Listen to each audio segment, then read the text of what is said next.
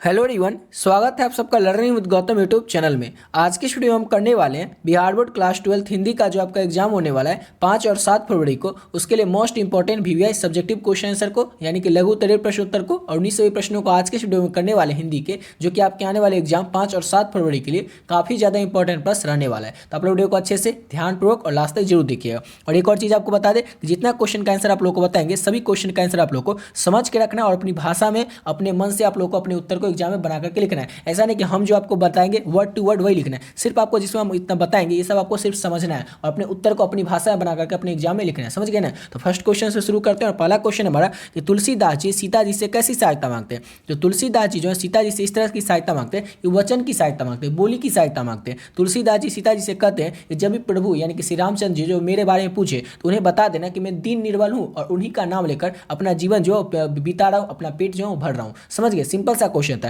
कि तुलसीदास जी जो है वो सीता जी से किस तरह की सहायता मांगते हैं। तो तुलसीदास जी सीता जी से वचनों की सहायता मांगते हैं, अर्थात बोली की सहायता मांगते हैं, वाणी की सहायता मांगते हैं। सीता माता से वह कहते हैं यदि प्रभु मेरा नाम या दशा पूछे तो उन्हें बता देना कि मैं दीन निर्बल हूँ और उन्हीं का नाम लेकर अपना पेट भरता हूँ, अपना जीवन काटता हूँ। समझ गए ना? सिंपल सा क्वेश्चन। और जितना क्वेश्चन आप लोग को बताएंगे पहले बता चुके हैं, सभी क्वेश्चन का आंसर आपको सिर्फ समझना है, क्योंकि रटना नहीं है। रटने से आप लोग भूल जाइएगा, याद नहीं करना है, याद करने से भी आप लोग भूल जाएगा। सिर्फ आपको समझ के रखना है और अपनी एग्जाम में जाकर के अपनी भाषा में बना करके अपने उत्तर को लिखना है। बढ़ते हैं अगला क्वेश्चन की ओर। और नेक्स्ट क्वेश्चन हमारा कि चंपारण क्षेत्र में बाढ़ की प्रचंडता का बढ़ने का क्या कारण है। चंपारण क्षेत्र में जो बहुत ज़्यादा बाढ़ आता है, उस प्रचंड बाढ़ आता है, उसका बाढ़ आने का कारण क्या है। तो चंपारण क्षेत्र में पहले बहुत ही घना जंगल हुआ करता था जो पानी को रोकता था। धीरे धीरे जंगल की कटाई होने के बाद वो महावन समतल हो गया और बाढ़ के पानी का बहाव में रुकावट नहीं होता है और वहाँ पर बाढ़ प्रचंड रूप से आने लगा। देखिए सिंपल सा क्वेश्चन है कि चंपारण में बहुत अधिक जो बाढ़ होता है, बाढ़ का पानी क्यों आता है। बाढ़ का पानी आप लोग जानते होंगे, तो फ्लड जो होता है, बाढ़ जो होता है, और बाढ़ का पानी चंपारण के क्षेत्र में इतना प्रचंड रूप से क्यों आता है। तो पहले क्या होता था, चंपारण में बहुत ज़्यादा जंगल था, बहुत ज़्यादा घना जंगल हुआ करता था। अब घना जो जंगल था, तो जब भी जब बाढ़ आता है तो पानी को रोकता है। पेड़ जो होता है वो तो पानी को रोकता है ना। अगर पेड़ ही नहीं रहेगा तो पानी तो डायरेक्ट सीधे आ जाएगा। अब अगर पेड़ रहेगा तो पानी को रोकेगा, पानी को कुछ तो रोकेगा। उसका जो ऐसा जो हिलकोड़ा जैसा होता है वो सब क्या होता है, पानी को रोकते रहता है। अगर ऐसा कुछ होगा नहीं, पेड़ होगा नहीं, तो क्या हो जाएगा, पूरा पानी सीधे बह करके आ जाएगा। इस प्रचंड रूप से बाढ़ आएगा। तो पहले क्या था, पहले चंपारण में बहुत ज़्यादा घना जंगल था, लेकिन जंगल जैसे कट गया उसके कारण क्या हो गया, जमीन जो समतल हो गया। समतल जमीन पर क्या होता है, पानी जल्दी आ जाता है। तो चंपारण क्षेत्र में बाढ़ की प्रचंडता के कारण यही है। समझ गए? सिंपल वे में आप लोग को उत्तर को बना करके अपने एग्जाम में लिखना है। अगला क्वेश्चन हमारा, मानक स्वयं को वैसी और जानवरों से बढ़कर क्यों कहता है। मानक जो रहता है, मानक है कौन। तो सिपाही की माँ जो एकांक है उसका पात्र कौन है। तो पात्र है मानक। मानक जो है या स्वयं को यानी अपने आप को वैसी और जानवरों से बढ़कर क्यों कहता है। तो मानक स्वयं को वैसी और जानवरों से बढ़कर दुश्मनों के लिए कहता है। दुश्मनों को, क्योंकि वह दुश्मनों को नहीं मारेगा तो दुश्मन उसे मार देंगे। मानक जो रहता है स्वयं को यानी कि अपने आप को वैसी और जानवरों से बढ़कर इसलिए कहता है, कोई दुश्मन के लिए कहता है। अगर दुश्मन को मानक नहीं मारेगा, मानक तो युद्ध पर गया हुआ है, तो मानक अगर दुश्मन को नहीं मारेगा तो दुश्मन क्या करेगा, मानव को मार देगा। इसलिए वैसी जानवर से बढ़कर मानक जो है अपने आप के लिए कहता है, स्वयं के लिए कहता है। समझ गए? अगला क्वेश्चन हमारा, विद्यालय में लेखक के साथ कैसी घटनाएं घटती है। विद्यालय में यानी कि विद्यालय जो रहता है उसमें ओम प्रकाश वाल्मीकि के साथ किस तरह की घटना घटती है। तो विद्यालय में लेखक के साथ एक बड़ी अप्रिय घटना घटती है। विद्यालय में हेडमास्टर लेखक से को कमरे से बाहर के बरामदे में मैदान में झाड़ू लगवाते हैं। जब लेखक 2 दिन तक बाद में कक्षा में बैठ जाता है तब हेडमास्टर लेखक को कक्षा से बाहर निकाल देते हैं और फिर वही झाड़ू लगाने के लिए वह काम दे देते हैं। इस तरह लेखक को प्रताड़ित किया जाता है। देखिए सिंपल सा क्वेश्चन है, ये आप लोग थोड़ा समझे में नहीं होंगे, लेकिन आप लोग को अभी समझा देते हैं, अभी याद ही करवा देते हैं। विद्यालय में जब भी लेखक जाते हैं, ओम प्रकाश वाल्मीकि जाते हैं, जैसे अपने स्कूल में जाते हैं, स्कूल में जाकर करके अपने रूम में बैठ जाते हैं, अपने क्लास में बैठ जाते हैं, जैसे सभी बच्चे बैठते हैं। अब जब सभी बच्चे बैठे रहते हैं उस बीच में आ जाते हैं कौन, हेडमास्टर। हेडमास्टर का नाम क्या रहता है, तो कलीराम राम रहता है। याद रखिएगा कि जूठन पाठ में हेडमास्टर का नाम क्या रहता है, तो कलीराम रहता है। काली नहीं, कलीराम रहता है। हेडमास्टर आता है, अब सबसे पूछता है कि अच्छा तुम बताओ कैसे हो, क्या पढ़ रहे हो, ऐसे पूछ ले। जैसे ही देखता है लेखक को यानी कि ओम प्रकाश वाल्मीकि को, उसको क्लास से बाहर निकाल देता है और झाड़ू पकड़ा देता है और कहता है कि जाओ पूरे फील्ड में, पूरे क्लास में जितने भी रूम है, स्कूल पूरे स्कूल भर में, पूरा जितना भी स्कूल है पूरा रूम में तुम जाओ, झाड़ू लगाओ, पूरे फील्ड में झाड़ू लगा। अब लेखक क्या करते हैं, भाई सर बोले, हेडमास्टर सर उसमें बोले, प्रिंसिपल बोले, तो लगाना तो पड़ेगा ही। तो लेखक क्या करते हैं, ओम प्रकाश वाल्मीकि पूरा झाड़ू लगाते रहते हैं। 2 दिन तक वो लगातार झाड़ू ही लगाते रहते हैं। ऐसा नहीं कि पूरा दिन रात तो झाड़ू लगाते रहते हैं, मतलब स्कूल का टाइम में जब भी स्कूल आते हैं और पूरा झाड़ू लगाने में जुट जाते हैं। इस तरह से वो 2 दिन तक लगातार झाड़ू लगाते रहते हैं और 2 दिन में पूरा स्कूल को साफ कर देते हैं झाड़ू लगा करके। और फिर अपने आकर के अपने सीट पर बैठ जाते हैं, अपने रूम में बैठ जाते हैं। फिर हेडमास्टर आते हैं, फिर हेडमास्टर देखते हैं तुम फिर बैठ गया, जाओ बाहर जाओ, फिर से झाड़ू लगा कर। यानी इस तरह से लेखक को क्या किया जाता है, प्रताड़ित किया जाता है, यानी उसको पढ़ने नहीं दिया जाता, उसको प्रताड़ित किया जाता है हेडमास्टर कलीराम के द्वारा। समझ गए? अब अगला क्वेश्चन करते हैं। नेक्स्ट क्वेश्चन है हमारा, डायरी क्या है? डायरी क्या है? तो डायरी हिंदी साहित्य की वह विधा है, देखिए डायरी के लिए आप बहुत सारे बच्चे बहुत सारा लिख सकते हैं, लेकिन आपको सिंपल वे में बताएंगे, ऐसा बताएंगे ताकि आप लोग उसको सिंपल वे में याद रख सके। तो डायरी हिंदी साहित्य का वह विधा है जिससे हम अपने व्यक्ति अपने मन की बातों को कागज पर उतारते हैं। अब हमारे मन में जो भी रहता है उसको हम कागज पर लिखते हैं, और उसको तिथि के क्रम, यहाँ पे भी लिख सकते हैं कि तिथि के क्रम में जो लिखना होता है वही क्या कहलाता है? डायरी कहलाता है। हमारे मन की जो भी बात होता है उसको अगर हम रात में जाकर के अपनी डायरी में लिखते हैं, कागज के पन्नों पर लिखते हैं, उस वही क्या कहलाता है? डायरी कहलाता है। और उसे हम क्या कहते हैं? तिथि के क्रम में लिखते हैं। तो याद रखिएगा, ये डायरी जो है हिंदी साहित्य की वह विधा है जिसमें व्यक्ति अपने मन की बातों को कागज पर उतारता है तिथि के क्रम में। समझिए। अगला क्वेश्चन करते हैं।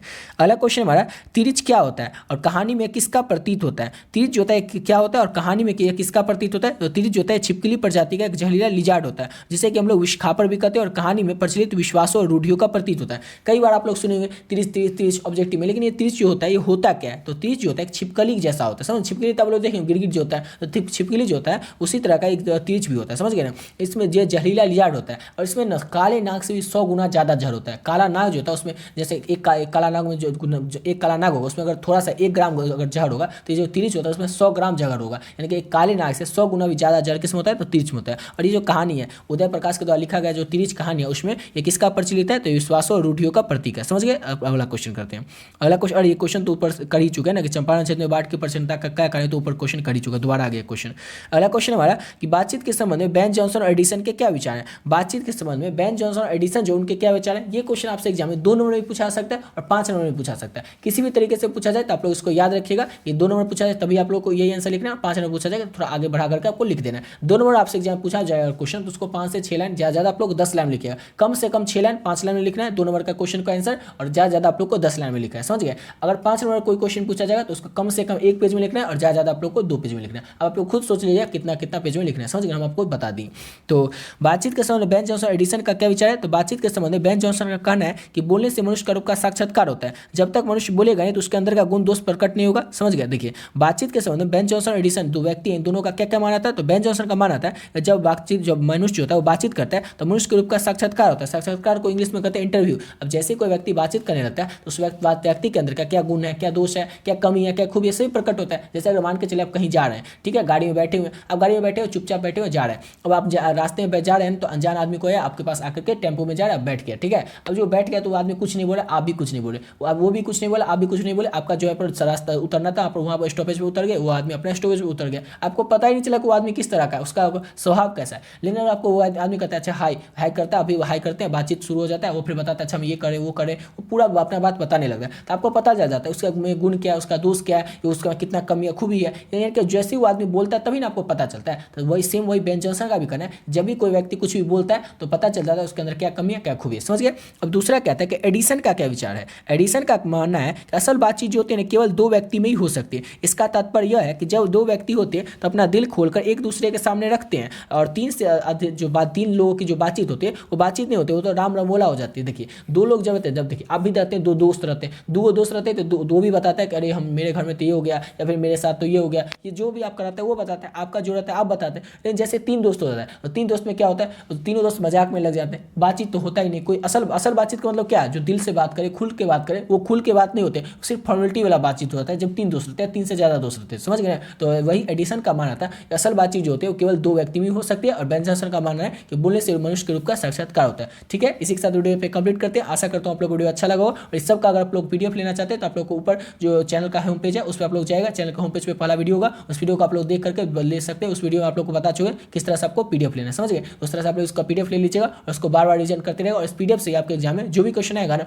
उसका 90% क्वेश्चन जो है आप लोग को इसी पीडीएफ से देखने को मिल जाएगा। ठीक है, जैसे कि ज्योग्राफी में आया भी था क्वेश्चन, आपको था 70 ज्योग्राफी में, बनाना था 35, उसमें से 54 वो क्वेश्चन जो था जो हम जो पीडीएफ देते उसी पीडीएफ से मिल गया था। तो आप लोग हिंदी का पीडीएफ ले सकते हो, हिंदी में तो खासकर हिंदी में बुक से क्वेश्चन आएगा 40 या 35 क्वेश्चन, इसमें से जितना क्वेश्चन आएगा उसमें 1-2 क्वेश्चन ही छोड़ करके हर एक क्वेश्चन यानी कि 95-99% क्वेश्चन जो है इसी पीडीएफ से आपको देखने को मिल जाएगा, चाहे वो ऑब्जेक्टिव क्वेश्चन हो या सब्जेक्टिव क्वेश्चन हो। आशा करता हूँ आप लोग वीडियो अच्छा लगा हो। मिलते हैं नेक्स्ट वीडियो में नए वीडियो के साथ।